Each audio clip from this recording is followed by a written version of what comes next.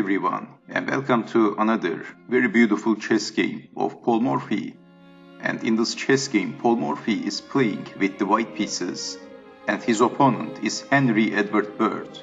And this game was played in London in 1858. And Paul Morphy starts the game with playing e4, e5, knight to f3, knight to c6, bishop to c4. The Italian opening, bishop to c5 and b4.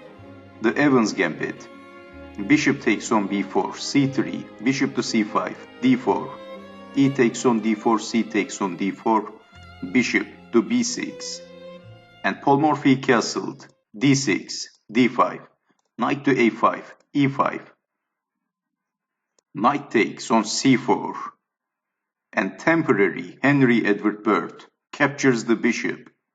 So Henry Edward Bird is a piece up. But Paul Morphy is recapturing the piece he played, queen to a4, that's check, bishop to d7, and then queen takes knight.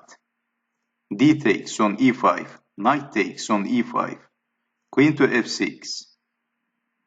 And Paul Morphy captures the bishop with the knight. King takes on d7, and Paul Morphy played queen to g4, that's check, king to e8. And then bishop to g5, attacking the queen, and leaving the rook. But Henry Edward Bird played queen to g6. So this is the cool part of the game. If queen takes rook, then rook to e1, knight to e7, queen to b4, and how to defend. King to d8, queen takes knight, king to c8, queen takes on f7. So if something like queen takes on a2, rook to e8, rook takes rook, queen takes rook, and that's checkmate. So that's why Henry Edward Bird didn't capture the rook, and he played queen to g6, knight to c3, knight to f6, rook from a to e1, that's check, king to f8, queen to b4, king to g8. And Paul Morphy captured the knight with the bishop. Bishop takes on f6, queen takes on f6, knight to e4, attacking the queen, queen to g6, king to h1, h5, f4, h4, f5, by Paul Morphy, attacking the queen, queen to h5, rook to f4, f6.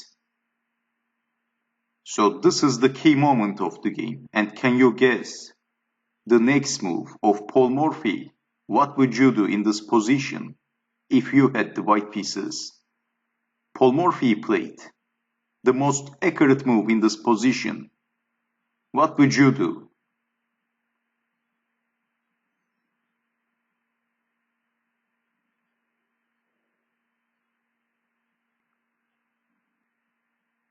Well, Paul Morphy played knight takes on f6, sacrificing the knight, and Henry Edward Bird captured the knight. G takes on f6.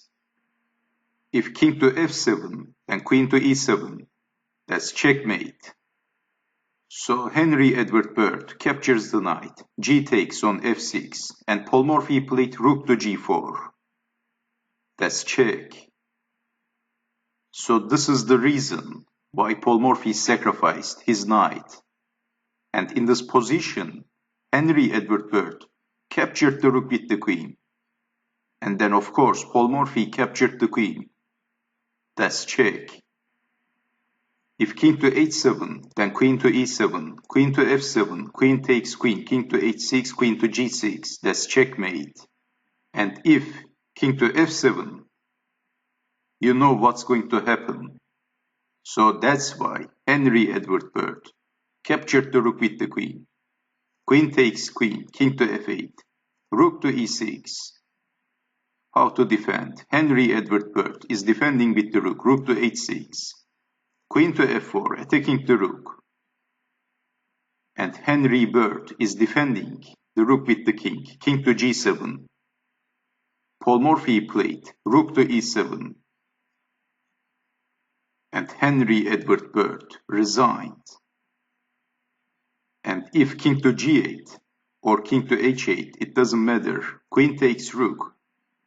and black is getting checkmated in the next move. And if king to f8, this is the most resisting move, then rook to d7, rook to h5, queen to g4, rook to g5, queen takes on h4, and there is no defense. If king to e8, queen to h7, and black is getting checkmated, whatever he does, there is no defense. After rook to e7, Henry Edward Bird resigned. And it was also a very beautiful chess game. One of the most beautiful chess games of Paul Morphy. So in the database, I'm choosing the most instructive and the most beautiful looking chess games of Paul Morphy. So I'm not choosing these chess games randomly. So I think this game is also has the potential to be the game of the day. A very beautiful chess game by Paul Morphy. So I hope you have enjoyed watching this video and I hope to see you next time. Take care.